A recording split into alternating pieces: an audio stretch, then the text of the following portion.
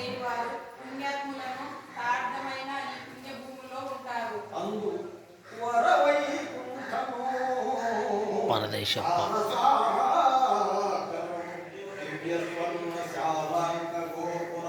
అజ్ఞామృతమైన తద్భవనం అంబోజంబు తన్మందిరాంతర విభాజిత భోగి ఖండిత యోగ పర్యంగము మందిరవందం వసించు మాధవుడు తాను ఏ పారు బృందాకృతి.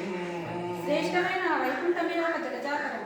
దివ్యమైన బంగారు మంటపాలతో గోపురాలతో సౌధములతో నిండిన ఆ భవనమే ఒక దివ్యమైన పద్మం.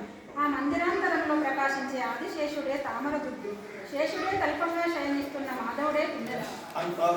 హరిచే పాలితమైన కాంచన విమానారూఢమైనట్టి సత్పురుషానీకము చేతనర్చి విభవాపూర్ణ ప్రభోవాన్వితుంకరము వారు తదీయ ధామము జగత్కళ్యాణమూర్తులు మునీశ్వరులు అర్జున్ నిజయోగ శక్తి పరిత్యుష్టాంత స్వాంతులై చచ్చరం.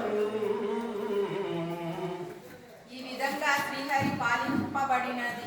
కాంచన విమానాలెక్కి సంతరించే సత్పురుషులు నిండినది. వైభవంతో కూడిన ప్రభావంతో ఒప్పరేది అయిన ఈ వైకుంఠ రామాన్ని జగత్తుకు కళ్యాణ స్వరూపులై సనందనులు సంతోష స్వాతంత్రై యోగ శక్తితో ఈ వేగంగా సమీపించారు. మరకత రత్న తోరణ సమంచిత కుఢ్య కవాట దేహనీ విరచిత సత్సుకక్షల అరవింద దళాయ విలోకనోత్సవాదరమతి అన్యముంగన కదాటి అనంతర కక్షయందు ఇద్దరను తదీయ పామురగుదార సమానవయో విశేషులన్.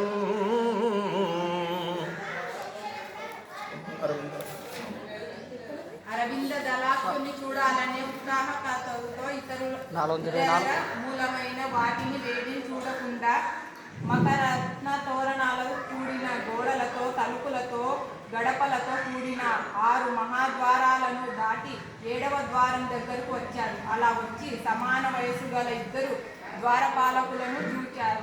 కాంచన నవరత్న కటకాంగుళీయక హారకేయూర మంజీర ధరుల కమనీయ సౌరభాగత మత్త మధుకర కలిత సద్వన మాలికా విరాజలో తోరకముల గదాయుతుల ధనచతుర్బాటుల ఉన్నతోత్సాహమతుల ఆరు